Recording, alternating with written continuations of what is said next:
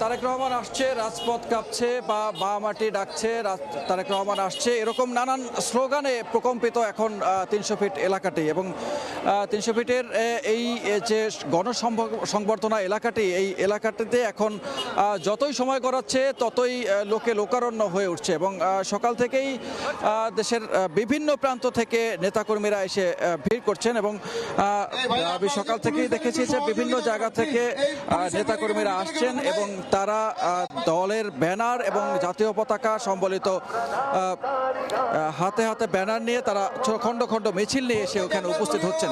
এবং এখন এই মুহূর্তে গণসংবর্ধনার মঞ্চের কাজ প্রায় শেষের পথে। এখন যে লাইটগুলো আছে, তারপরে যে কার্পেটগুলো আছে, সেই কার্পেটগুলোকে বিছানো হচ্ছে এবং পিছনের যে এলইডি স্ক্রিনটি আছে সেটিকে পরীক্ষা নিরীক্ষা করা হচ্ছে। এবং শেষ মুহূর্তের প্রস্তুতি চলছে। আজকে দিনভর এরকম প্রস্তুতি চলবে এবং এর পাশাপাশি নিরাপত্তা ব্যবস্থাও জোরদার করা হয়েছে। এবং নিরাপত্তা ব্যবস্থা যে কয়েক স্তরের নিরাপত্তা বলয় আমরা দেখেছি যে গড়ে তোলা হয়েছে। এবং এর মধ্যে ঢাকার রাস্তায় রাজপথে জ্যাম লেগে গেছে। ৩০০ ফিট কুড়িল এলাকাটা থেকে শুরু করে এদিকে আসার পথে রাস্তায় বেশ জ্যামও দেখা যাচ্ছে, অর্থাৎ সব মানুষজন এখন ৩০০ ফিট মুখী।